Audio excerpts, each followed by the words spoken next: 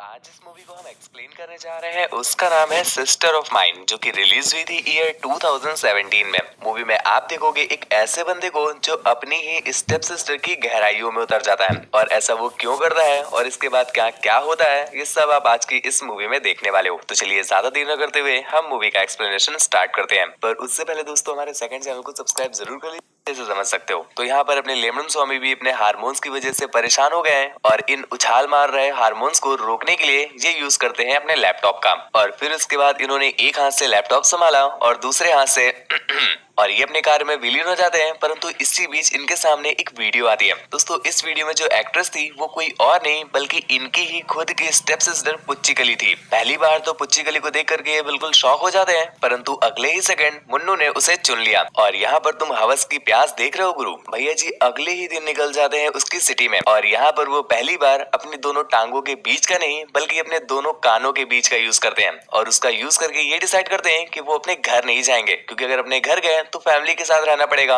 और फैमिली के साथ रहेंगे तो उनके मुन्नू की इच्छा कैसे पूरी होगी। पुच्चीकली के हॉस्टल के पास में ही एक रूम ले लेते हैं, और एक दिन उससे जानबूझ करके एक्सीडेंटली मिलते हैं, जिससे स्टार्टिंग में तो पुच्चीकली उन्हें पहचान ही नहीं पाती, क्योंकि भैया जी इस समय कबीर सिंह लुक में है, और आत्मा भी फिलहाल कबीर सिंह वाली ही आ गई है। लेकिन कुछ देर के बाद सारी कंफ्यूजन क्लियर हो जाती है, तो पुच्चीकली उन्हें घर जाने के लिए कहती है। परंतु यहाँ पर लेमन स्वामी कहते हैं कि वो यहाँ पर बस बिजनेस सिलसिले के लिए आए, घर आने के लिए टाइम नहीं है, और ये बोल करके फिलहाल वहाँ से चला जाता है। लेकिन उसके अगले ही दिन पुच्चीकली के कहने पर वो एक बार पहुंच जाता है अपनी फैमिली के पास, और यहाँ पर हम देखते हैं कि पुच्चीकली की माता जी लेमन स्वामी और पुच्चीकली साथ में लंच कर रहे हैं। और यहाँ पर हमें पता चलता है कि लेमन स्वामी काफी सालों के बाद घर आया है, और उसकी मॉम को थोड़ा बहुत शक भी हो रहा है कि ये इतने सालों के बाद घर आखिर करने के आया है। ऐसा तो कभी घर नहीं आता था, क्योंकि दोस्तों ऐसा था कि लेमन स्वामी अपनी हरकतों की वजह से अपनी फैमिली से बिल्कुल दूर ही रहते थे। खैर अब घर आए हैं तो उन्हें घर का टूर भी कराया जाता है, और यहाँ पर हम देखते हैं कि भैया जी ने चुपके से पुच्चीकली के रूम में एक वेबकैम फिट कर दिया, जिसके बाद वो घर से उनकी लाइव रिपोर्टिंग लेते रहते हैं। और यहीं पर उन्होंने देखा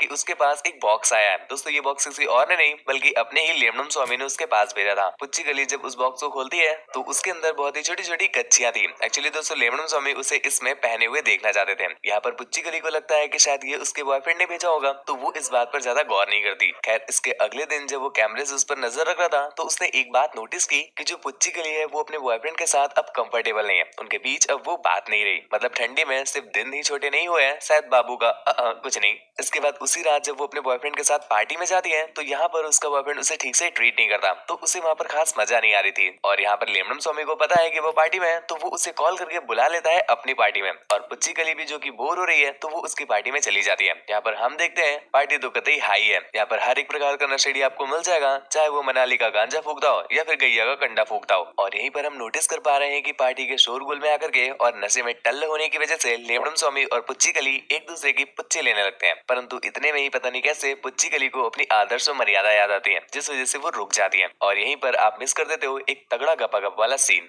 खैर फिलहाल यहाँ पर मिस हो गया, थोड़ा वेट करो आगे आने वाला है। इसके बाद अगले ही दिन हम देखते हैं कि पुच्चीकली अपने लेमन स्वामी के घर पर आ गई है। यहाँ पर वो उससे मिलने के लिए आई हुई थी, परंतु भैया जी नहाते नहाते हिलाने में बिजी थे। जैसे ही वो आती है तो वो बाहर निकल करके उससे वेट करने को कहते हैं। और यहाँ पर जब पुच्चीकली वेट कर रही थी तो उसकी नजर पड़ी पास पड़े एक कैमरे पर। जब उसे ओपन करके वो उसमें देखती है तो दोस्तों यहाँ पर एक BDSM पड़ी थी। ये देख करके वो काफी ज्यादा शॉक हो जाती है, परंतु ज्यादा कुछ कहती नहीं। और कुछ देर के बाद अपना लेमन स्वामी भी बाहर आ जाता है, और ये दोनों साथ में जाते हैं बाहर डिनर करने के लिए। अब तुम सोचोगे कि घर पे क्यों नहीं गया, तो वो भी आपको बता दें कि बनाने के नाम पर सिर्फ अपने लेमन स्वामी को घोड़ी बनाना आता है, इसीलिए वो बाहर ले गए कुछ खिलाने के लिए। और यहाँ पर उनकी बातें तो स्टार्ट होती है करियर टेंशन से, और पहुंच जाती है टपाटप के पास, जिसमें अपनी पुच्चीकली बताती है कि उसने एक बार अपने बॉयफ्रेंड के साथ पेलन कार्यक्रम करते हुए वीडियो बनवाई थी। लेकिन यहाँ पर हम जान पा रहे हैं कि पुच्चीकली को नहीं पता कि वो वीडियो इस समय इंटरनेट में टहल रही है। और यहीं पर बातों ही बातों में अपनी पुच्चीकली भी पूछ लेती है लेमन स्वामी से कि तुम्हारे ही कैमरे पर मैंने तुम्हारी BDSM देखी थी, जिस पर लेमन स्वामी क्लियर करता है कि हाँ वो उसने उसकी एक्स के साथ बनवाई थी, क्योंकि जो उसकी एक्स थी उसे BDSM बड़ा पसंद था। खैर इसके बाद लेमन स्वामी उससे कहता है कि तुम्हारी जो वीडियो बनी थी तुमने मुझे नहीं दिखाई, जिस पर पुच्चीकली कहती है कि वो खुद मेरे पास भी नहीं है, हम लोगों ने उसे डिलीट कर दिया था बाद में।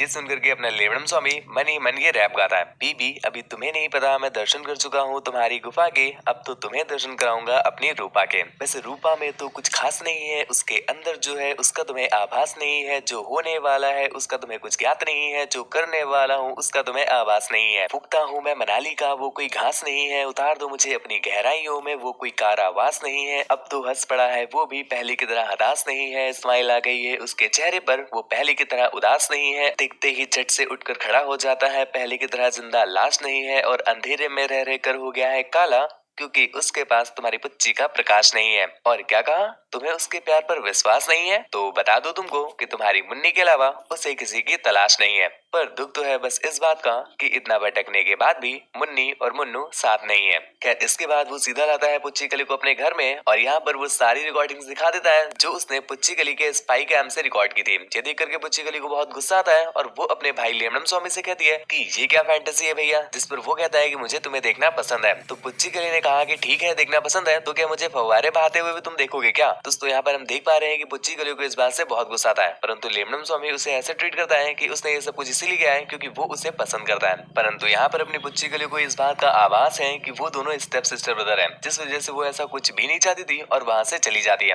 परंतु घर जाकर के हम देखते हैं कि उसकी कच्ची ऑलरेडी गीली हो चुकी है, मतलब उसने हामी भर दी है लेमनम स्वामी की एंट्री के लिए। और यहाँ पर रात में वो अपने बॉयफ्रेंड को कॉल करके बुलाती है पेलन कार्यक्रम करने के लिए, क्योंकि पुच्ची कली को पता है कि एक स्पाई कैम लगा हुआ है और वो जानबूझ करके अपने बॉयफ्रेंड के साथ पेलन कार्यक्रम करती है जिससे लेमनम स्वामी हाई हो जाए। और ठीक ऐसा होता भी है। फिलहाल तो वहाँ पर भैया जी अपना रगड़न कार्यक्रम करके अपना काम चला लेते हैं, परंतु इसके अगले ही दिन हम देखते हैं कि जब वो लोग पिकनिक में गए हुए थे तो लेमनम स्वामी उन्हें फॉलो करते करते वहाँ पर पहुंच जाते हैं और फिर ये दोनों जंगल में जा करके दंगल करते हैं। और भैया जी इस दंगल को उसके बॉयफ्रेंड ने भी बिना टिकट के लाइव देखा था, जिस वजह से वो घर जा करके अपनी सासू मैया को ये सारी कहानी बता देता है। खैर यहाँ पर जो उनका पेलन कार्यक्रम था वो इतना ज्यादा चलता है कि पूरी रात हो जाती है। रात में जब ये पानी पानी हो गए तो बच्ची कली घर वापस आती है और यहाँ पर उसकी मम्मी उसकी चोटी खींच खींच के नाले में घुसा घुसा के मारती है, क्योंकि उसके बॉयफ्रेंड ने सब कुछ बता दिया था। और यहाँ पर दूसरी तरफ उसका बॉयफ्रेंड जो है वो लेमनम स्वामी के गोटे काट देता है और इसके बाद से ही पुच्ची कली का घर से निकलना बंद हो जाता है। इवन उसका फोन भी उससे छीन लिया जाता है। यहाँ पर अपना लेमनम स्वामी उससे कांटेक्ट करने की कोशिश भी करता है, परंतु उसका कॉल वो उठा ही नहीं पाती।